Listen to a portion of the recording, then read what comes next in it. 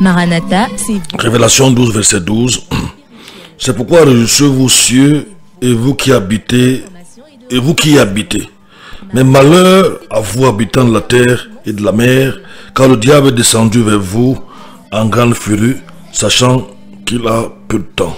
Je reprends, Révélation 12, verset 12. C'est pourquoi réjouissez-vous cieux et vous qui y habitez, mais malheur à vous, habitants de la terre et de la mer, car le diable est descendu vers vous en grande fureur, sachant qu'il reste peu de temps. Chers auditeurs, bonjour. Votre émission Maranatha démarre ce matin. Nous sommes encore là pour vous servir. Nous bénissons le Seigneur pour le temps qu'il nous accorde. Nous le bénissons pour la communion avec lui. Nous le bénissons pour la journée, pour notre pays. Nous le bénissons pour les auditeurs. C'est comme d'habitude, nous sommes souvent heureux, nous sommes contents de vous savoir très nombreux, surtout de savoir que vous nous écoutez en bipant au 677 40 47 22. Peut-être qu'il va falloir que je commence à donner mon numéro Camtel, parce que avec le boycott qui s'est passé ici, j'ai pris le numéro Camtel depuis environ 3 semaines, que je connais même pas, je ne le connais pas, je vais le fouiller. Vous pourrez aussi biper par là, mais en attendant, nos codes d'accès 677 40 47 22, 677 40 47 22, 699 94 60 53. Bonjour à Madoroté qui nous a déjà fait signe. Bonjour à Merveille K. Bonjour à ce numéro, oui, ce rêve que je n'ai pas dans mon répertoire, qui vient de me faire signe. 677 40 47 22. J'attends vos bonjours. Est-ce que vous êtes là? Est-ce que vous nous écoutez? Bonjour au chef de chaîne Théophile Roger Boulom. Bonjour à Yann qui assure la mise en onde comme d'habitude. Nous sommes là pour vous servir. Nous attendons vos réactions, vos multiples bonjours, juste en bipant ou en envoyant SMS au 677 40 47 22 699 94 60 53. Les choses vont très vite. En attendant que j'en parle avec le CC, Alexandra Arionco m'a écrit vers 23h30 ce matin, en me proposant, il y a 2 ou 3 jours, on a pu être ensemble parce qu'elle était en plein voyage dans le métro. Alors, finalement, on est en train d'adopter le samedi pour son passage ici. Mais je ne connais pas encore l'heure, jusqu'à ce que je discute tout à l'heure là avec le chef de chaîne. Alexandra Arion Code, vous l'avez écouté quelques fois ici, des extraits. Il a publié un livre dont le titre est Les apprentis sorciers. Tous ceux qui se sont lancés dans l'affaire Covid en muselant les gens, les mesures prétendues barrières, toutes les histoires là, aujourd'hui les vaccins. Alexandra Arion Code a été parmi les fabricants de vaccins dans le monde. Elle a dirigé l'INSERM, je le dis tout le temps, le plus grand institut de santé de France. Ces articles scientifiques sont cités tous les jours que Dieu a créé. C'est elle que nous aurons probablement demain. Je crois qu'on va caler l'heure comme invité ici. Tout ce que les gens là nous ont dit, Alexandra dit qu'ils nous ont menti. Au mensonge, pasteur Franklin. Je salue d'abord les auditeurs. Oui. Ceux qui sont déjà à l'écoute. Oui. Et je salue en particulier notre très fidèle auditrice, Maman Dorothée. Oui. Je salue aussi, il ne faut pas que j'oublie Maman Philomène. Voilà, je disais donc que nous vivons dans un mensonge. Oui. Notre boule, la boule bleue, comme on l'appelle souvent, c'est une boule de mensonge. Je parle de la terre. C'est pas que le Seigneur ait créé le mensonge, non, loin de là. Nous savons d'ailleurs, la Bible nous le dit, comment il a créé la terre. Mais nous savons aussi que dès les premiers jours de la terre, le prince du mensonge, le père du mensonge, je dois même dire, ou l'empereur du mensonge, comment il a plongé l'homme dans le mal à cause du mensonge. Et ce mensonge, je crois que tu avais l'habitude de dire, pasteur Franklin, que la Bible commence par le mensonge et elle finit par le mensonge. Oui, parce qu'à la fin, le Seigneur mentionne toujours le mensonge. Il dit que tous les menteurs, tous ceux qui pratiquent le mensonge vont se retrouver, ils auront leur part dans les temps de sourd. Écoutons un peu Alexandra au Parlement européen il y a quelques années, pas quelques années, quelques jours. Au Parlement européen, qu'est-ce qu'Alexandra dit? Consensus, en tout cas, il ne peut pas être scientifique. S'il y a consensus scientifique, c'est de l'obscurantisme, car le consensus chez nous est preuve d'un refus de progrès et de nouvelles découvertes. On m'oppose le succès en me disant oui, mais des milliards d'individus ont été injectés. Ça, c'est un succès business.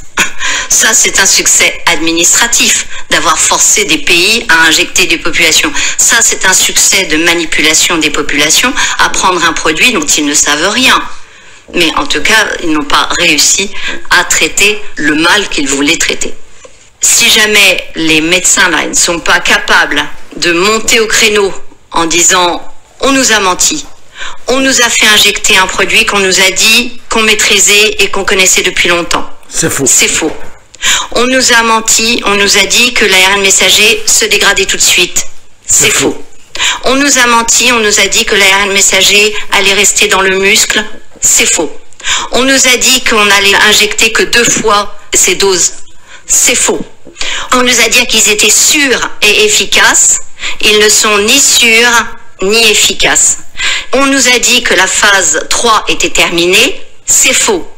Et donc ces médecins ont le droit et l'obligation déontologique à partir de ce livre de dire on nous a menti sur ces injections ARN messager. Donc on sait que les suivantes, ce sera la même chose. En 2030, il prévoit une batterie de plein d'ARN messager pour tout un tas de maladies, qu'elles soient infectieuses ou pas infectieuses, ça n'est pas le problème.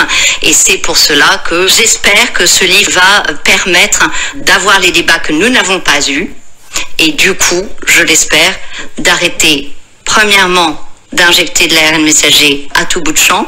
Deuxièmement, Alexandra dit d'arrêter d'injecter, on l'aura ici dans quelques heures, l'ARN messager. Et c'est cet ARN messager qui est dans le vaccin contre le paludisme qu'on prévoit pour les Africains. 11 pays africains, comme le Cameroun, il y a le Kenya, il y a la Somalie, il y a l'Éthiopie, il y a le Soudan du Sud, il y a le Burkina Faso. 11 pays, Gavi vient de décider avec une subvention de 150 millions de dollars pour injecter.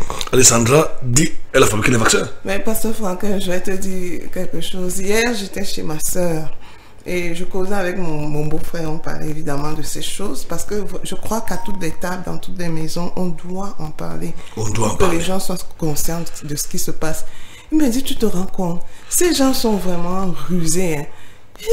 Ils ont constaté que les Africains ont rejeté en bloc leur vaccin Covid et maintenant, ils viennent subtilement déguiser ce vaccin Covid en vaccin contre le paludisme parce qu'il contient des ARN messagers et ils veulent l'administrer maintenant aux gens. Donc, en fait, il y a certaines personnes qui ont les yeux ouverts. Hein. Mais nous parlons pas, comment je vais dire, si nous pêchons pas dans le désert. J'étais surprise qu'ils tiennent une telle réflexion. Surtout que lui et moi, on chante très souvent, nous échangeons très souvent. Parce que je ne crois pas qu'il écoute fidèlement. Nous prêchons, parce que comme ça, on a commencé avec le garde d'asile. Garde d'asile, c'est à l'époque, quand c'est Radé disait que c'est un garde d'asile, déjà, non pas des effets secondaires sont graves à l'époque là, que c'est le fond du tiroir. En France, qu'on nous sert ici, que c'est Radé, je n'invente pas. Il intervenait ici, donc. Voilà qu'Alexandra. Retrouver ces extraits. Oui, on peut retrouver des extraits. Je crois qu'on va les chercher. Casimir doit les avoir. Il était très bouillant. Hein. Je pense qu'on l'a éliminé. Je le pense très sincèrement. Alexandra qui a fabriqué les vaccins, qui a participé, elle est généticienne, elle dit même épigénéticienne. Donc elle maîtrise cette affaire-là. Oui. Elle nous dira, hein, parce que souvent, elle sait de quoi les vaccins sont composés. Il y a la gauche que je crois qu'elle disait qu'elle a même travaillé dans ce sens pendant 6 ans. Elle a supervisé les étudiants, n'est-ce pas, médecins dans le cadre de la fabrication, jusqu'à ce qu'elle découvre ce qui est dans les vaccins avant d'arrêter. Oui. Donc, c'est notre invité. Donc, c'est comme pour dire que sa parole, à ce niveau, en ce qui concerne les vaccins, doit être plus conductive. En ce qui concerne la science, sa parole est oui, amen. Oui, c'est une parole d'évangile. Oui. Je me souviens, lorsqu'elle commençait à dénoncer la mascarade Covid, enfin, et les vaccins, on l'a tellement insulté. Je l'ai eu au téléphone, elle m'a dit, même s'ils m'insultent, ils vont finir par voir un jour que j'avais raison. Elle a dit, ça ne change pas le fait que dans le monde scientifique, chaque jour, mon article est cité quelque part une fois dans le monde scientifique. Est-ce que ce n'est pas exagéré ça, Alexandra? Oui, elle publie en anglais et en français. Elle maîtrise même mieux l'anglais. Mais elle s'exprime très bien. Elle a été formée d'ailleurs à Harvard. Donc, quand elle dit que chaque jour que Dieu a créé, mon article scientifique c'était dans le monde, est-ce que ce n'est pas fort, ça se rêve? Mais c'est une déclaration très forte. Donc ça nous montre qui est vraiment cette personnalité. Oui. Son talent, son expertise, sa rigueur scientifique. Parce que si elle est consultée chaque jour dans le monde par des scientifiques, Ça signifie qu'elle fait autorité. Oui. Et Maranatha consulte les gens qui font autorité. C'est ce qu'on voulait vous dire ce matin. On va continuer avec la découverte de notre ouvrage de Claire Sévérac, ouvrage de 480 pages. La guerre, c'est qu'elle contre le peuple.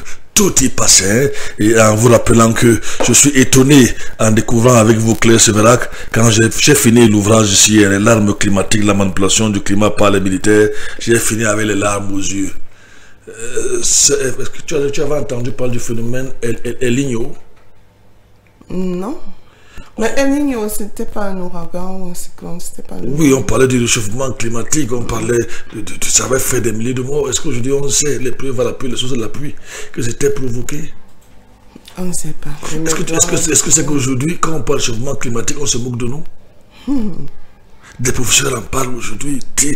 En fait, est-ce que tu sais que l'armée américaine, elle seule, dépend un peu de 150 millions de barils de gasoil de pétrole par jour? Donc s'il fallait parler de changement climatique, on parlerait de ce que l'armée américaine fait. Ça fait un gallon, c'est 150, non pas gallon, baril, c'est 159 litres. Et ils dépensent par jour 150 millions de barils. Incroyable.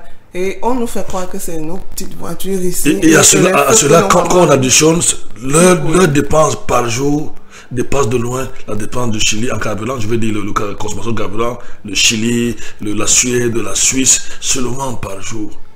Et jamais les défenseurs de cette mascarade aussi de changement climatique nous parleront des effets graves de la consommation de pétrole de l'armée américaine. Jamais on en parle. Pasteur Franklin, c'est des sons vraiment qui donnent le vertige. En tout cas, les faits sont là, ils sont têtus. C'est mes amis journalistes qui disent souvent que en journalisme, les faits sont sacrés. Je crois que Théo va pas me contenir. Nous sommes tout simplement les gens qui se débrouillent. On va dans notre ligne. On se débrouille vraiment. Nous, on se fait des porte-paroles de ces personnes qui ne vont peut-être pas atteindre directement nos couches de population ou je veux même dire, nous sommes comme un relais des intermédiaires parce qu'il y a certains qui veulent savoir, qui veulent accéder à la connaissance, qui ne parviennent pas, qui ne vont pas forcément avoir ces livres, les lire, découvrir la vérité. Alors on se met là entre eux et puis on partage ce que nous on a reçu, ce qu'on a découvert dans ces livres. Et avec la grâce de Dieu, ces auteurs viennent également. Que nul n'en ignore et que chacun prenne les dispositions qu'il faut pour se prémunir contre tout ce qui est en train d'être élaboré là maintenant pour nous détruire. Souffle en musique et on vient prendre la se lève. Yann, est-ce que tu as quelque chose? C'est bon, on peut souffler en musique? Allons-y. Lave mon visage, mes cheveux mes mains. On a besoin de se laver, hein, Yann. De laver son cœur. Et avoir des cœurs de petits enfants. Donc Yann nous cherche une autre musique.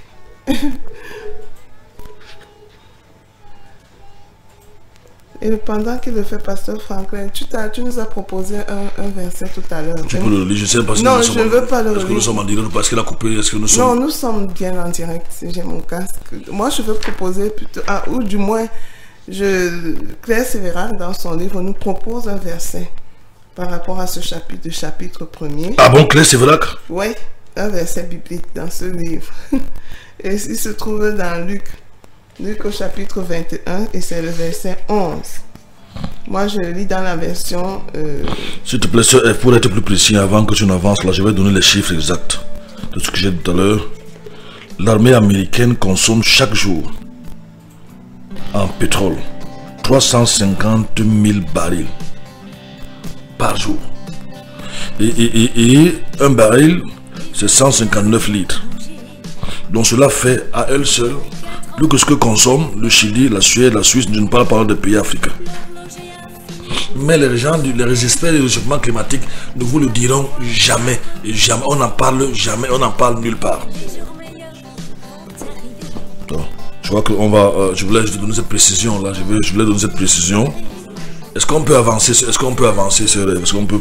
Je tenais à donner cette précision. Si vous voulez assez de détails, à elle seule, l'armée américaine consomme 350 000 barils de pétrole par jour.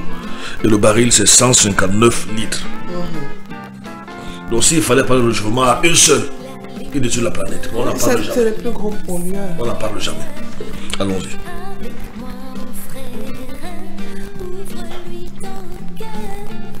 On y va? Prions, prions bien. Toi dans ton coin sombre et moi dans le mien.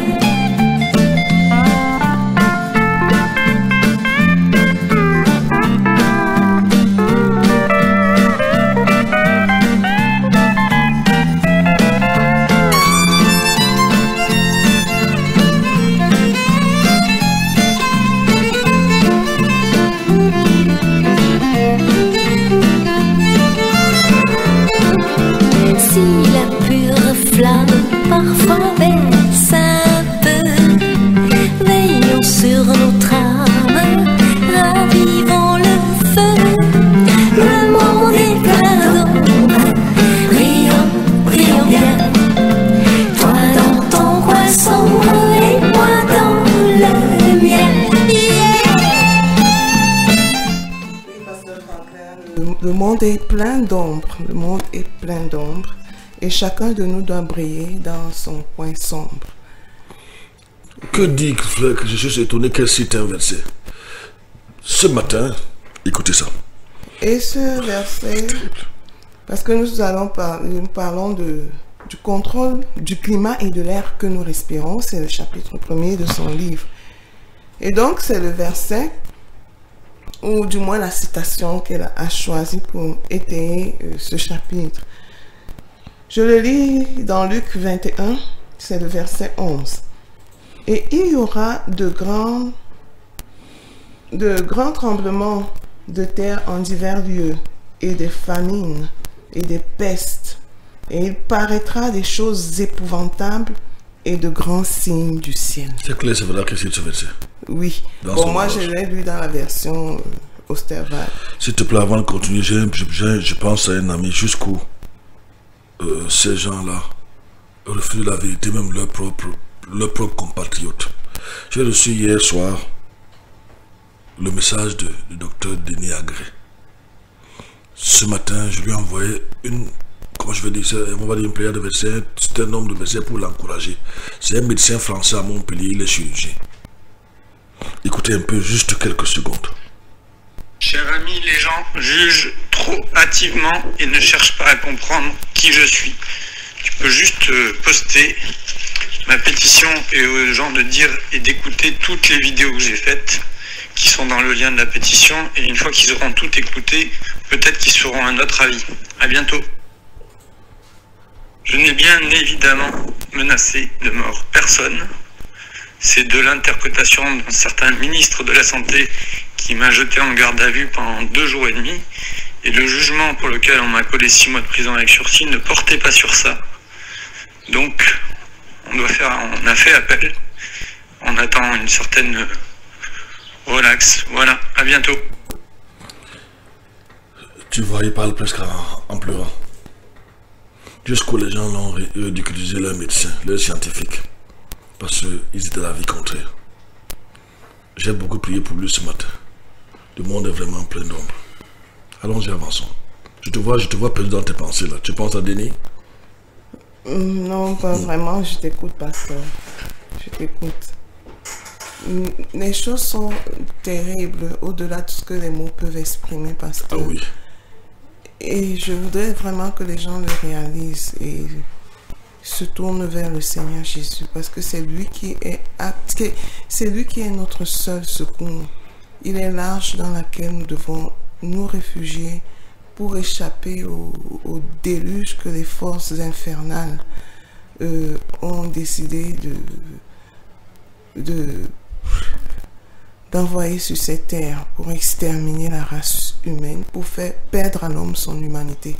Hier, ici, j'ai présenté un livre qui est au programme des élèves de Upper Six Arts, au programme de literature 1984 en français. Il a été écrit en 1948 par un homme qui est mort d'ailleurs jeune, hein, à 47 ans, George Orwell. Et dans ce livre, en fait, la morale du livre, c'est quoi? Quand je dis la morale, la leçon que nous devons retenir, parce qu'il parle de l'instauration de régimes totalitaires qui vont priver l'homme de toute liberté. Et ça, il le publie en 1948. Oui, et la scène, donc, tout, fait, l'histoire, la trame, tout ça se déroule en 1984. Et il dit donc que dans ces régimes totalitaires, il y aura une nouvelle langue, de telle sorte que les hommes ne puissent pas comprendre ce qui est écrit. Et je crois que nous vivons dans cette ère. Et cette nouvelle langue, nous voyons comment la langue est détruite et saccagée. Un homme de lettres français se plaignait de ce que aujourd'hui les temps passés, comme le passé simple, les temps futurs sont de plus en plus supprimés de la langue française à l'oral, comme à l'écrit, parce que c'est l'écrit qui permet quand même de maintenir des archaïsmes. Et il disait, parce que justement, on ne veut plus que les gens regardent à leur passé, à leurs événements. Et on ne veut pas que les gens ouvrent les yeux vers le futur. Moi, je vais dire un futur qui s'annonce vraiment sombre, un futur qui s'annonce lugubre pour l'humanité. On maintient les gens dans le présent. Parce que même pour parler du futur ou du passé, on utilise beaucoup le temps, le présent qui a valeur de futur ou valeur de passé. Ce qui m'a poussé, pasteur, comme je révise souvent des livres et tout, lorsque je révisais le livre de Bisola Siba Johnson, je suis retournée là-bas après avoir lu cet article et j'ai mis tout ce qu'il fallait mettre au passé simple, tout ce qu'il fallait mettre au futur. J'ai dit, c'est subtil, mais les gens ne le réalisent pas. Il y a une nouvelle langue qui est créée. Il y a la langue qui est massacrée. Je ne suis pas en train de m'opposer ici en défenseuse de la langue française, mais on le voit quand même avec les messages SMS. J'ai ma soeur qui est en France, elle me dit qu'elle a interdit à sa fille, lorsqu'elle lui fait des textos, de lui écrire en langage SMS, parce que ça massacre vraiment la langue. Et ce massacre de la langue, en fait, c'est pour que quand les gens seront analphabètes, illettrés, ils ne pourront pas lire des livres, ils ne pourront pas comprendre, parce qu'ils savent qu'il y a beaucoup de choses qui sont écrites. On a les livres d'Alexandra, tu as parlé de son livre, il y a le livre de Claire Sévéra que nous sommes en train de décrypter. Donc, c'est sérieux. Et en fait, il y a une phrase qui est prononcée dans ce livre, c'est quoi? La guerre, c'est la paix. La liberté, c'est l'esclavage. L'ignorance, c'est la force. Et moi, j'appelle ce livre un livre prémonitoire. Donc, lui, il n'était pas un prophète, George Orwell. Mais il a étudié la société dans laquelle il vivait. On sortait fraîchement de la Deuxième Guerre mondiale. Et il y avait le nazisme et le fascisme et tout ça, tous ces courants de l'autorité totalitaire. Mais ce qui est frappant, c'est qu'il fait comprendre que tous les blocs peuvent devenir parce qu'il y a 3 blocs dans ce livre, peuvent devenir des régimes totalitaires et exercer une oppression terrible sur les populations, les museler, les torturer, les faire souffrir, les priver de liberté de penser, contrôler leurs pensées. Mais voilà, justement, nous y sommes. Et parmi lesquels, évidemment, lui, il était anglais. Et dans un bloc, là où il situe son personnage principal, qui est l'Océania, il se trouve des pays d'Europe, la Grande-Bretagne et évidemment les États-Unis. Et il dit qu'il écrit, bon, c'est un roman, il dit c'est pour que les yeux des gens s'ouvrent et qu'on ne permette pas que ça arrive. Mais malheureusement, les yeux des gens... Mais ce qui me frappe, c'est que ce livre soit au programme scolaire ici au Cameroun, des élèves de Upper 6A. Et je déplore le fait que ces enfants lisent ce livre juste pour avoir des points. Ils ne vont pas pousser la réflexion plus loin. Ils ne vont pas dire, mais George Orwell, de quoi parle-t-il exactement? À qui s'adresse-t-il? Pourquoi le dit-il? Et est-ce que nous vivons ces temps qu'il est en train de décrire? Parce que 1984, c'est vraiment aujourd'hui, lorsqu'on regarde autour de nous ce qui se passe. On fait comprendre aux hommes, en fait, que pour être libre, il faut qu'ils soient esclaves d'un système corrompu qu'on est en train d'instaurer. Il faut qu'on avance, mais comment expliquer qu'un livre écrit en 1948, environ 70 ans plus tard, soit devenu best-seller il y a quelques années, quand John Trump monte au pouvoir, il a été... Trump, évidemment, oui, il a été best-seller. Parce que les gens se sont retrouvés, ils ont pensé à ce qu'il avait dit, ils ont vu la réalisation. Tenez-vous tranquille, le livre l'a manqué sur le marché du livre américain. Oui. On avait acheté des millions d'exemplaires. Donc voilà, Pasteur Franklin. Et Claire Sévérac nous parle donc du contrôle, parce que c'est même l'intitulé de ce chapitre, de contrôle du climat et de l'air que nous respirons. Rappelle-toi, lorsqu'il y avait eu le fameux tsunami, c'était 2014. 2004-2005, je crois. Celui qui avait fait environ 700 à 1 million de morts au niveau de l'Asie du Sud-Est. Ah oui, en Asie. C'était tout 2005.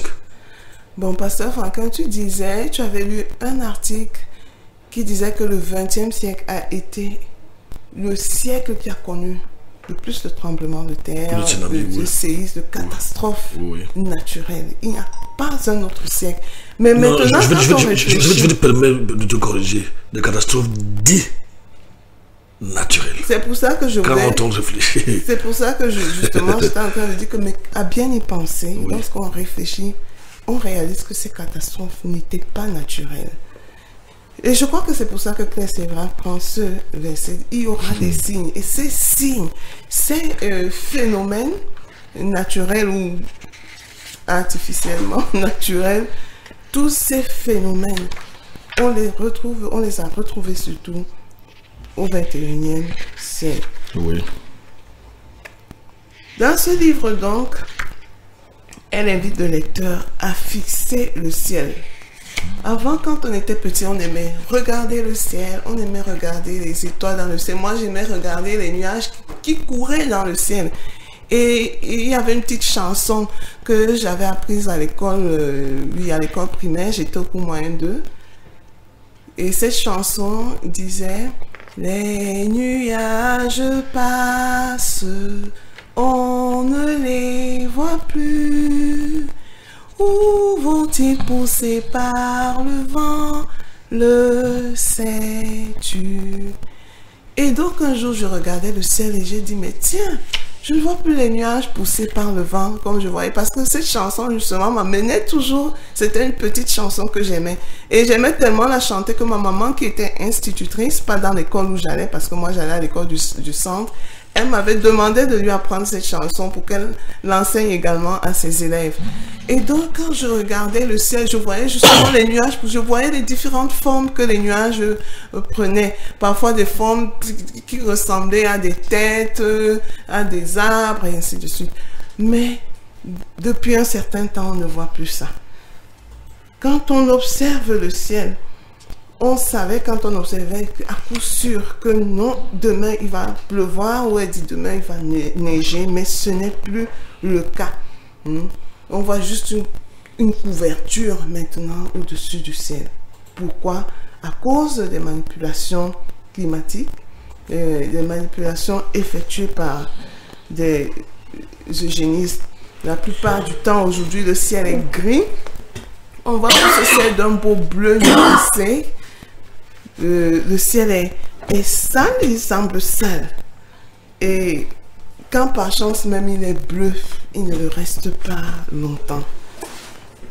Bon, et là-bas en Occident, et après on voit des avions apparaître par-ci par-là, quadriller le ciel, faire des allées et des venues, parce que justement on pulvérise, elle dit qu'on pulvérise comme des rats. C'est les épandages qu'on fait. Et les épandages, c'est quoi? Moi, je vais dire en français facile, de façon vraiment triviale, littérale, plate, pour que même le petit enfant de 3 ans me comprenne. C'est le poison qu'on fait tout simplement descendre du ciel, sous forme de substances toxiques qu'on déverse.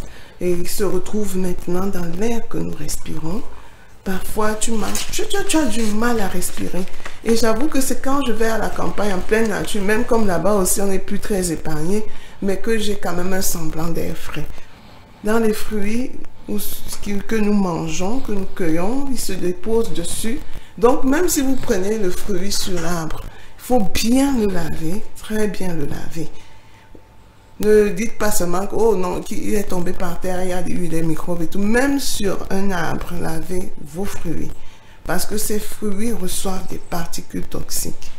Les ondes qui nous entourent eux-mêmes, nous avons le Wi-Fi, nous avons les téléphones, des ordinateurs qu'on utilise, la radio, tout cela émet des ondes. Ça aussi, c'est nocif pour la santé. Il y a ces les nanoparticules là qui se collent à notre peau, qui se collent aux cheveux de nos enfants. Dans plusieurs pays du monde, Pasteur Franklin, des gens constatent qu'après le passage des avions, donc après les épandages, ils sont victimes de problèmes respiratoires, de graves maux de tête, de fatigue extrême. Donc les gens le constatent et ils constatent qu'ils ont des douleurs arthritiques. Ils ont comme une sensation d'insectes qui marchent sur leur corps, la maladie des mangerons. Tous ces faits sont liés à ce trafic aérien militaire intense au-dessus des villes. Donc, voilà où nous en sommes maintenant. Et on sait avec certitude, nous dit Sévera, que ces épandages sont faits, que ces programmes existent, que des gouvernements n'hésitent pas à tester des poisons, des armes biologiques sur leurs propres citoyens. Et pendant qu'ils aspergent, ils ont aspergé les gens pendant des décennies. Mais on expliquait, les experts, les autorités expliquaient tout. Bon, les traces que vous voyez dans le ciel, elles sont absolument normales. Mais parfois, ils disaient aux gens, mais vous rêvez, vous imaginez des choses, allez vous faire soigner. Et elle conclut, ils ont menti. Le mensonge, il est là, omniprésent dans la société d'aujourd'hui. Omniprésent. Quand la Bible insiste, dit les menteurs n'hériteront pas du royaume. Que tous ceux qui mentent n'auront pas part à la vie éternelle. Vraiment, c'est une insistance qui est mise. Le mensonge, la Bible nous dit d'ailleurs que rien n'est impossible à Dieu sauf de mentir. Et c'est le mensonge qui a causé la chute de l'homme. Le mensonge qui est un péché que le Seigneur est et que nous devons vraiment haïr. Et donc, ces épandages qui laissent des traînées, on a des traînées chimiques, chemtrails en anglais. Je ne sais pas, est-ce que vous aviez déjà entendu parler de chemtrails, chers auditeurs? Je crois que c'est depuis que le pasteur Franklin fait certaines émissions que les gens ont entendu parler de chemtrails. Moi-même avant, je ne connaissais pas, je ne savais pas à quoi ça renvoie. Il y a tellement de mots quand vous lisez ces choses-là que vous découvrez par rapport au changement, je veux dire aux modifications du climat, par les militaires en particulier, les épandages dont tu parles.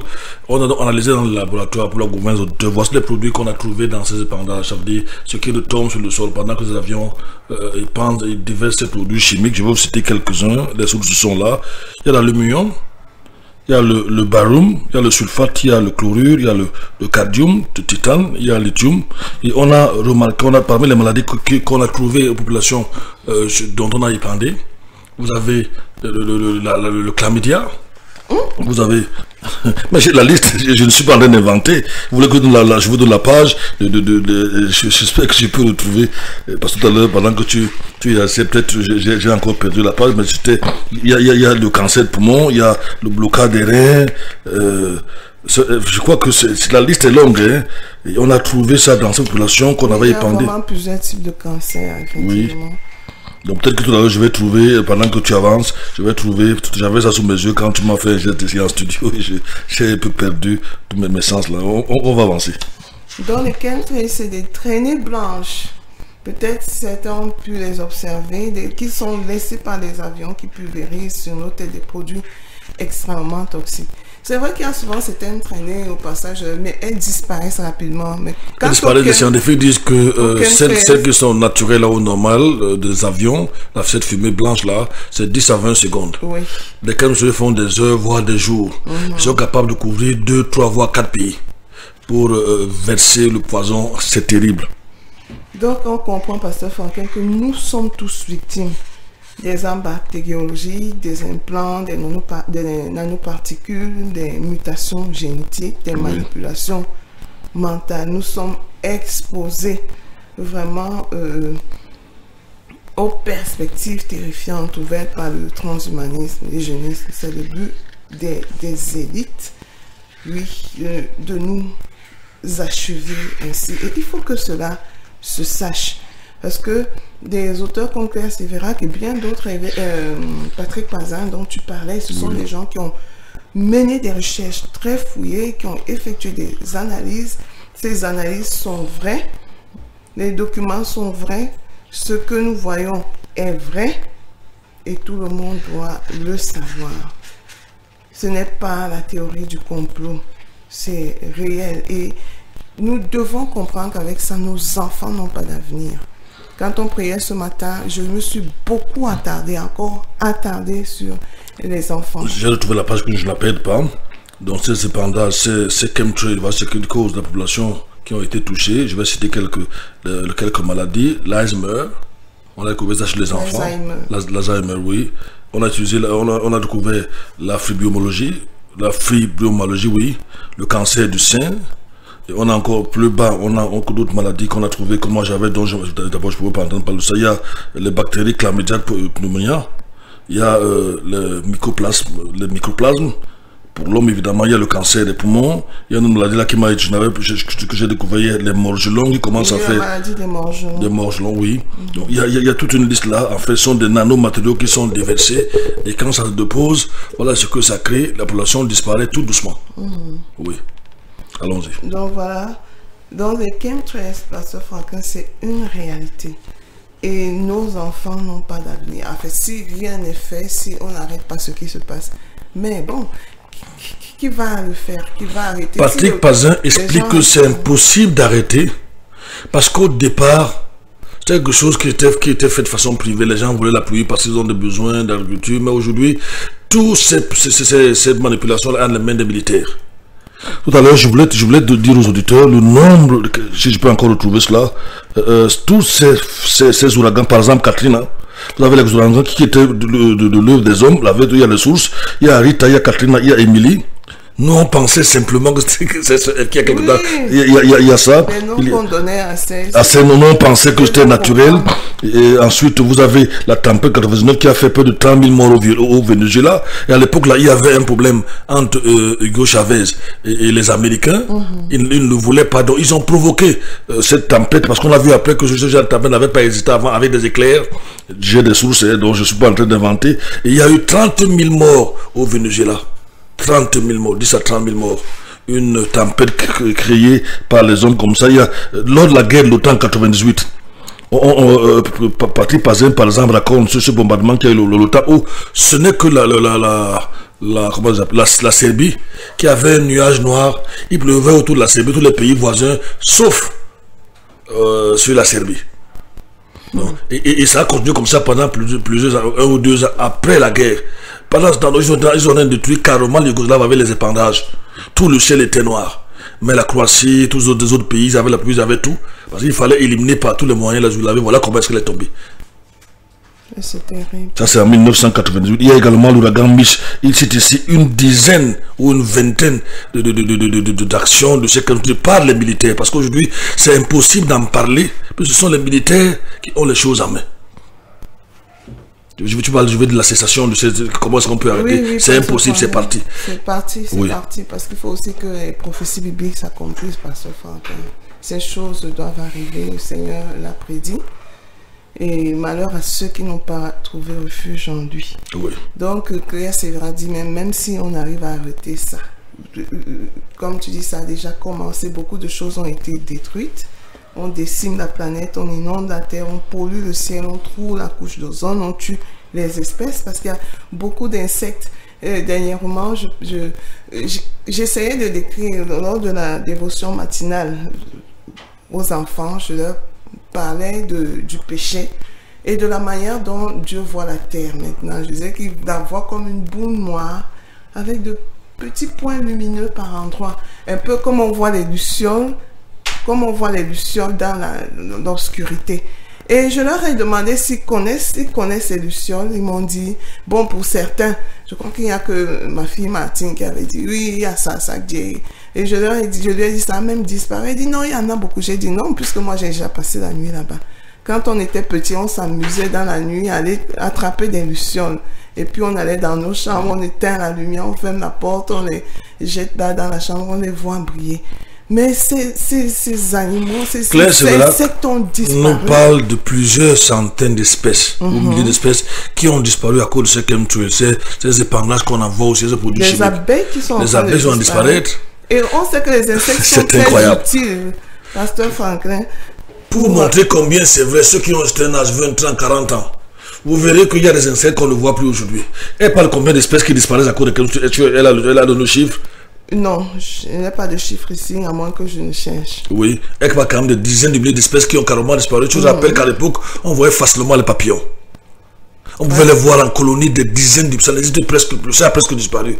Que dire des essaims d'abeilles qui passaient un peu assez régulièrement? Ça a presque disparu. Que dire des mantes religieuses? On ne voit plus les insectes, on les voit. Les libellules, quand on allait à la rivière. Je me souviens, on parlait souvent des libellules dans ceux quand on lisait les romans, les bandes dessinées, toutes ces choses-là. Ça a presque disparu. Les sauterelles. C'était régulier dans nous, ça a presque disparu. Je pense aujourd'hui que... Les invasions de sauterelles, j'en ai vu quand j'étais toute petite. Je me souviens, le centre-ville, la poste centrale, la bicycle, à l'époque, c'était la bicycle. Tous ces bâtiments étaient tout verts. Parce que les sauterelles étaient plaquées sur les parois des murs. Quand j'étais petit, au village, vous trouviez le miel comme vous trouviez quoi encore là. Peut-être vous allez chez le boutiquier. Il était moins cher, parce qu'il y avait les abeilles partout. Les abeilles ont presque disparu. Et ce qui est grave dans toute la disparition des abeilles, c'est que ce que vous oubliez, c'est que c'est les abeilles qui font la pollinisation. Ça veut dire qu'on va voir de plus en plus, on va voir moins de fruits dans l'avenir. On va voir moins de fruits, puisque c'est là qui font la pollinisation. C'est grâce à... Justement, j'étais sur le point de parler d'un repollinisateur là, qui permet la reproduction de nouvelles plantes, des arbres, ainsi de suite. Même les mouches jouent ce rôle de pollinisation. Les mouches, il y en a même parce que vraiment il y avait des mouches, Pasteur Franklin. Tu allais au marché là où on vend du poisson. Donc tous ces insectes là qui sont en train certains vraiment se sont éteints, ont disparu, jouent un rôle essentiel pour la vie de l'homme et pour son alimentation aussi. Oui. Et s'ils ne sont plus là, comme ils ne sont plus là, vraiment il y a des famines qui s'annoncent. Des famines qui s'annoncent sur toute la terre parce que ces animaux ne sont plus là pour jouer leur rôle. Donc, Claire Sévérin nous parle donc de ces... Et elle qualifie tout ça, elle qualifie ça vraiment de grand génocide mondial planifié. Et elle dit d'ailleurs que ça dépasse de loin tous les crimes perpétrés contre l'humanité. Mais lorsqu'on en parle, on dit non, ce n'est pas vrai. Les gens, il faut que les gens ouvrent leurs yeux maintenant. Il faut que les gens regardent autour d'eux. Claire Sévérin nous parle des faux phénomènes naturels. Les ouragans qui sont fabriqués, les cyclones, les incendies. Donc ces feux, en général, en Occident, surtout en été. Il y a souvent, les étés sont de plus en plus meurtriers. Il y a la canicule. Et comme ils ont des forêts de conifères qui se brûlent facilement, c'est pas comme nos gros arbres millénaires là, qu'on avait, parce que je vais même plus dire qu'on a dans les forêts, qu'on avait parce que là aussi avec l'exploitation forestière, je ne sais pas si je vais dire anarchique, mais je la trouve quand même anarchique. Parce que quand on détruit, il faut quand même reboiser. Mais là-bas, les forêts s'enflamment très facilement. Et l'incendie qui a eu lieu en Australie, très meurtrier il y a quelques années, tout ça. Et puis, il y a des signes qui montrent que ces incendies ne sont pas naturels. Donc, Il y a des endroits qui sont vraiment ciblés par les incendies. Elle montrait comment certaines voitures prenaient feu. Oui, j'ai le document. Le feu venait du ciel par les rayons laser. Les voitures qui se brûlaient jusqu'à fondre. Et il disait que ces experts-là, que le feu ne fait pas fondre l'acier. C'est un feu normal. Voilà. Ils ont comparé ce qui est les voitures qui sont brûlées par un feu normal simple et celles qui sont brûlées par les lasers. Vous voyez les maisons brûlées, mais à côté des maisons, vous avez les arbres verts. À côté, à quelques mètres des maisons. Ils disent que ça c'est anormal. J'ai documenté dans mon Et machine. donc ces ouragans, pasteur, ces cyclones, ces incendies, les séismes, les inondations, tout ça c'est fabriqué pour décimer en fait les populations. Et tu as parlé du tremblement de terre qui a fait 30 000 morts au Venezuela, en Australie. Bon, c'est des morts à la période. C'était une tempête qui avait été causée, oui, selon le document que j'ai je pense au tremblement de terre. Parce que les Américains voulaient mettre Hugo Chavez à l'époque là. En Turquie, c'était où? En Syrie, là à côté. Donc tout ça, c'est pour décimer le maximum de personnes parce qu'on doit réduire la population mondiale. Donc on le fait aussi en créant des sécheresses, des famines. Quand la pluie ne peut pas tomber dans certaines zones, évidemment les plantes ne peuvent pas pousser. On crée donc des famines. Avec ces sécheresses, les cultures ne poussent pas. C'est pour décimer tout simplement la population. Et je rappelle aux auditeurs, oui, vas-y, Seref. Elle parle d'une information du journal The Guardian en juillet 2012 qui rapporte que Bill Gates, l'infatigable bienfaiteur de l'humanité, c'est elle qui le dit, infatigable bienfaiteur de l'humanité, obsédé par les vaccinations en masse des petits Africains, alors que ceux-ci meurent surtout de faim, c'est elle qui dit ça. Là, je la cite. Je complète que la famine tue 25 000 personnes par jour dans le monde. 25 000 personnes. Avec toutes ces famines qui sont créées par la majorité des gens, ce sont des enfants africains. En Afrique. N'en parlons pas du même d'autres pays. Rien n'est fait pour éradiquer la famine. En fait, total, c'est selon les chiffres, je ne sais pas si encore le cas aujourd'hui, 9 millions de morts que j'avais il y a quelques années, quand on commençait avec la Massala Kori. Je m'interrogeais, pourquoi tant de morts pour la famine? Rien n'est fait, mais pour quelques dizaines qu'on compte comme un religieux gagnerait le chapelet dans une boîte de télévision, je ne sais pas quoi, on fait tant de tapage. Je m'interrogeais à l'époque. Et même ici, pas très loin de nous, là au nord, beaucoup d'enfants vraiment sont mal nourris, beaucoup d'enfants meurent de faim. Peut-être, tu parles même de faim. Ils n'ont pas de l'eau potable. Nous avons déjà offert au nord 7 forages. Dans tout le pays, 17. Ils n'ont pas trouvé un village de 10 000 habitants. Ils discutent de l'eau avec des porcs. Mais on leur donne des vaccins. Mais on leur donne des vaccins. Parce que Franklin, tu as regardé la vidéo de cette famille qui a perdu 4 enfants parce qu'ils allaient creuser pour avoir de l'eau. On n'a rien, on est au Cameroun. Et il y a eu un éboulement. C'était une famille de 7 enfants. Oui. 4 sont morts. Parce qu'ils allaient chercher de l'eau. Parce qu'ils allaient chercher. Ça ne va rien faire à personne. Mais on va au nord, parfois, les villages, on les suit comme un berger suit des moutons pour les piquer. Pendant ce temps, ils n'ont pas d'eau. Et nous savons que l'eau, nous sommes dans le social. Ils iront dans les zones les plus reculées. L'eau éradique à près de 90% des maladies. L'eau potable. Quand vous avez une bonne eau, vous éliminez plusieurs maladies. Plusieurs maladies. Ils n'ont pas de l'eau potable, mais le chef du village de Zera me disait il y a 4 mois environ, il a près de 6 000 écoliers. Près de 6 000. Il n'y a aucun établissement, aucun collège, aucun lycée à côté de son village. Ils vont à 15 km à pied. Zera, j'ai fait une petite vidéo sur Zera il y a peut-être 2 ou 3 ans par rapport au centre de santé. C'est vrai que ça a changé à ce niveau-là. C'est un village dans le Grand Nord. Il a son village, c'est 9 à 10 000 habitants. Ils vont à l'école à 10-15 km. Et là-bas, les villages sont très peuplés. Pour vous dire que ce bienfaiteur qui donne les vaccins aux gens, qui veut vacciner le monde entier, avec ce Gavi vient d'annoncer le vaccin dans les prochains jours du code de Paludisme, la messager. Certainement, son financement est passé par là. Oui, 150 millions de dollars, ça fait 80 milliards. Nous avons besoin de l'eau. Est-ce que son financement au bienfaiteur de l'humanité? Oui, mais il est le sponsor principal de l'OMS. qui est devenu quelque chose de privé aujourd'hui. Je vais crier ici au nom de tous les Africains, tous les Camerounais. Donnez-nous de l'eau à boire. Nous voulons seulement de l'eau. Nous voulons seulement de l'eau potable dans nos villages. Nous voulons l'électricité, ce rêve. Nous voulons des routes.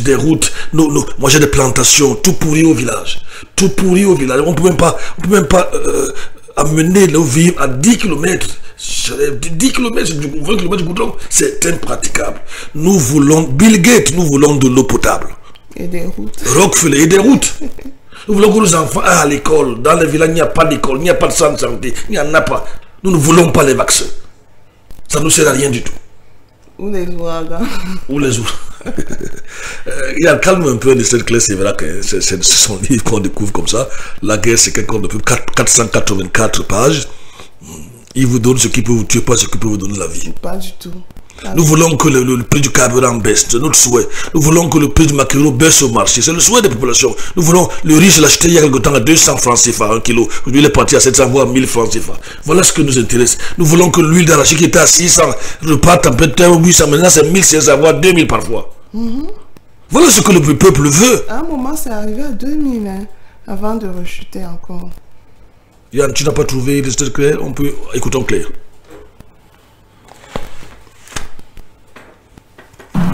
Et donc je me posais beaucoup de questions et je suis tombée un jour dans mes recherches sur un Monsanto qui avait breveté des plantes qui résistaient à l'aluminium. Donc je me suis dit que pourquoi l'aluminium? Enfin, il n'y a pas de raison de breveter des plantes résistantes à l'aluminium, sauf si on sait qu'on est en train d'en épandre.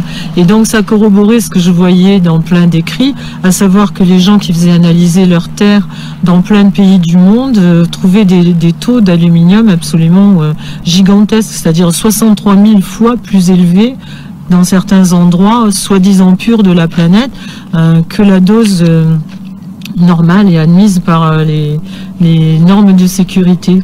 Et donc j'ai vraiment commencé à enquêter sérieusement et il y a beaucoup de choses qui me sont revenues, c'est-à-dire que j'ai vécu une quinzaine d'années en Californie, j'allais souvent chez les Indiens Navajo et eux me disaient, ils regardaient le ciel et ils me disaient « They spraying us like cockroaches ». Ils nous pulvérisent comme des cafards.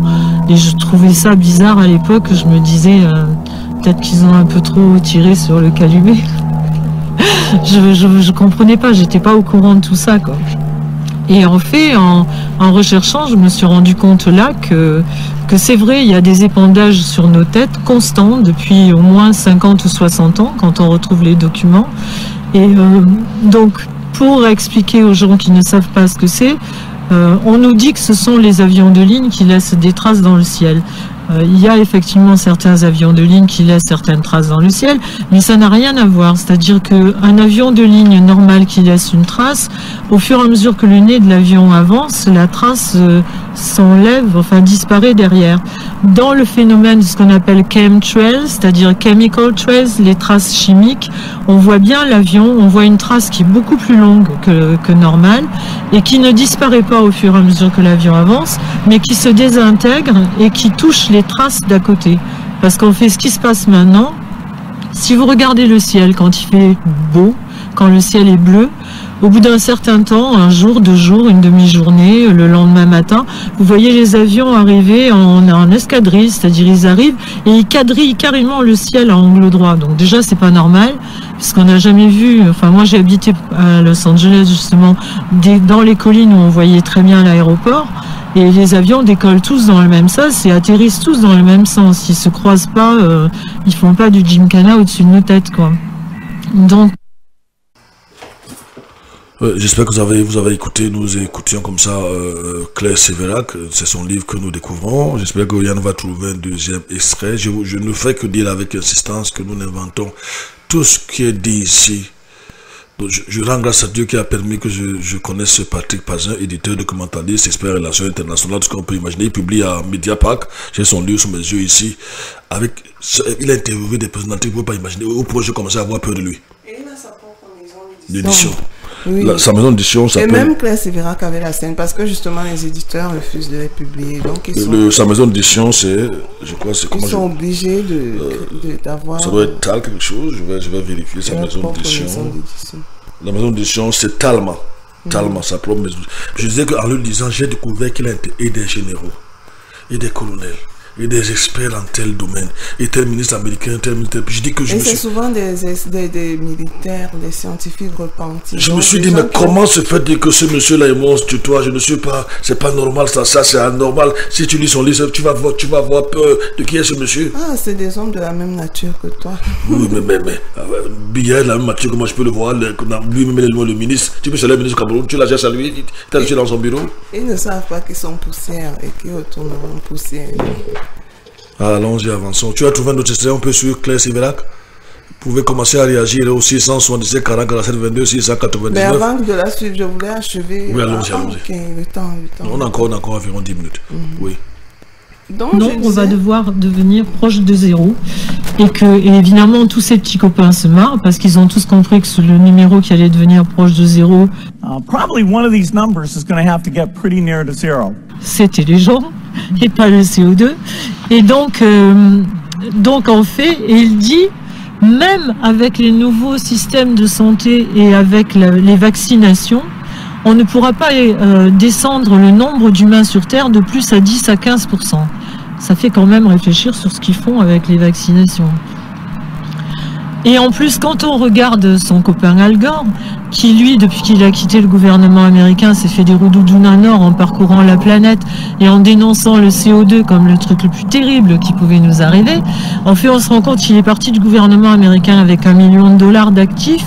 Maintenant, il vient d'investir 35 millions de dollars dans une société avec un des patrons des nouvelles technologies.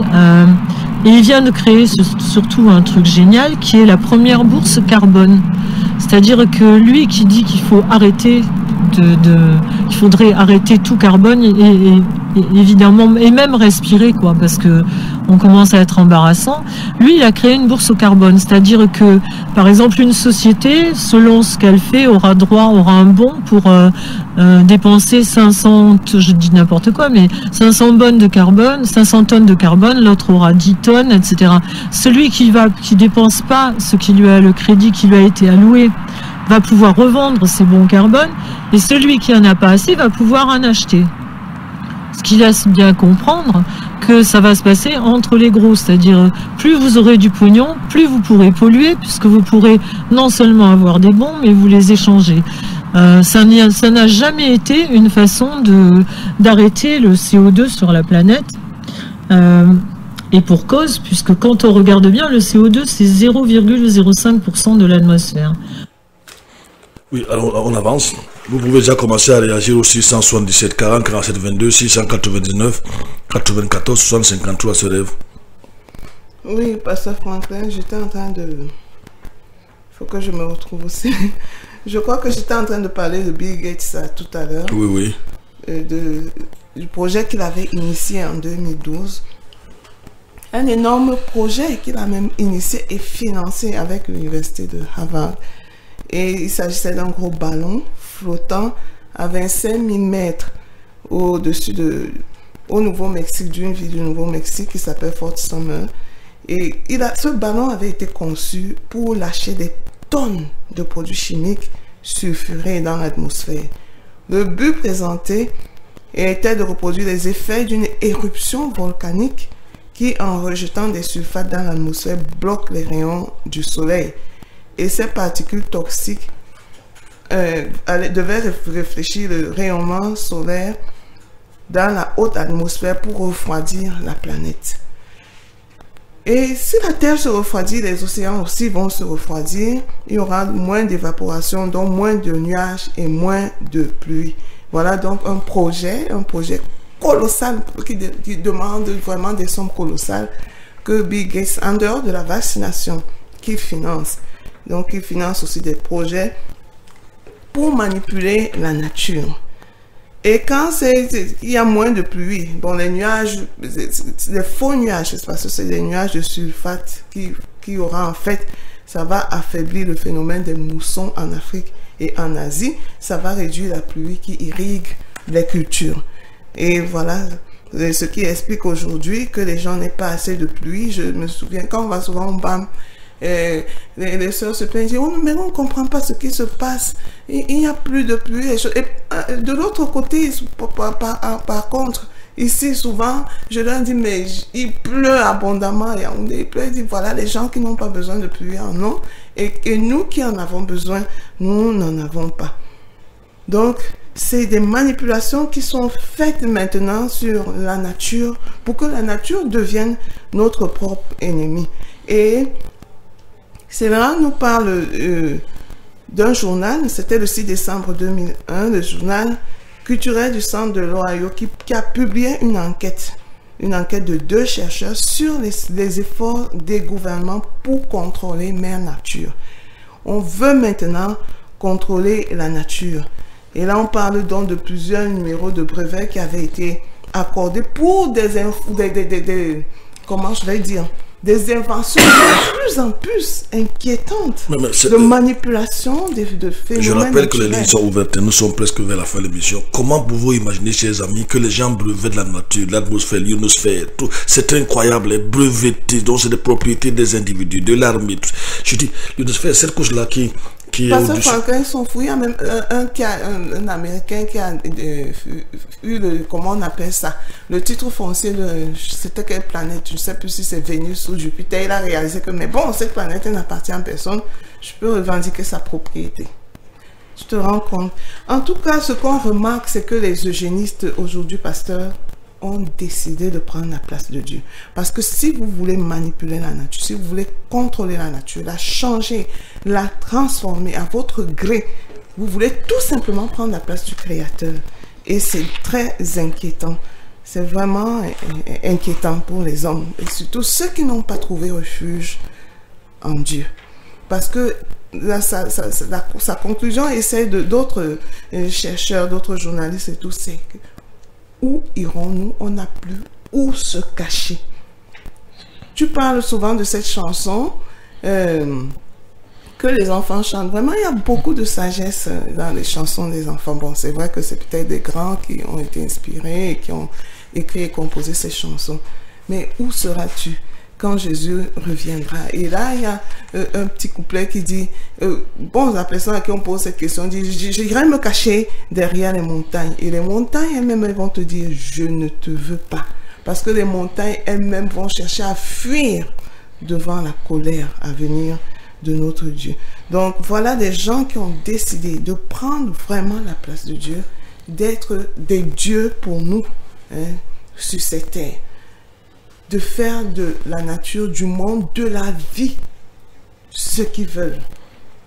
Pendant que nous attendons les auditeurs, on va s'arrêter là. Je vais vous lire cet extrait ici parlant de ces épendages qu'ils ont fait en Yougoslavie en 98.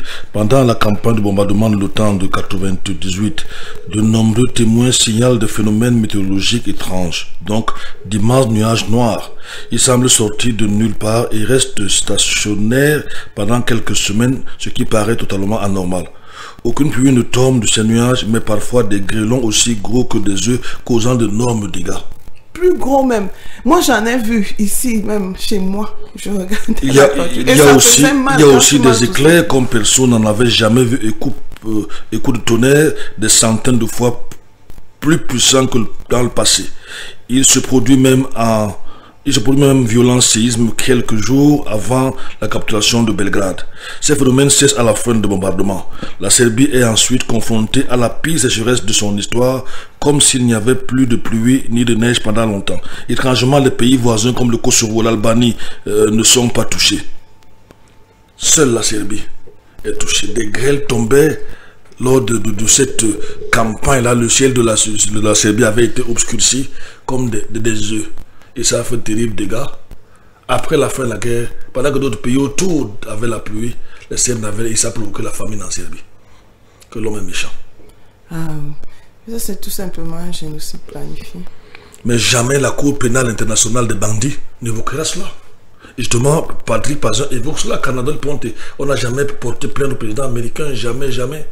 Quand on regarde ces épandages, le cas du Vietnam dont je parlais tout à l'heure, là, la tempête du Venezuela, 30 000 morts, jamais on n'a rien dit aux États-Unis. Les preuves sont là que c'était eux qui étaient derrière, on ne va jamais rien leur dire. Mais il y a un juste juge au ciel. Heureusement, nous l'attendons. 677 40 47 22, il y a un souffle en musique et voyons si les auteurs sont en place. S'ils veulent réagir, Manata va bientôt entrer en gare. 677 40 47 22, 699 94 60 53.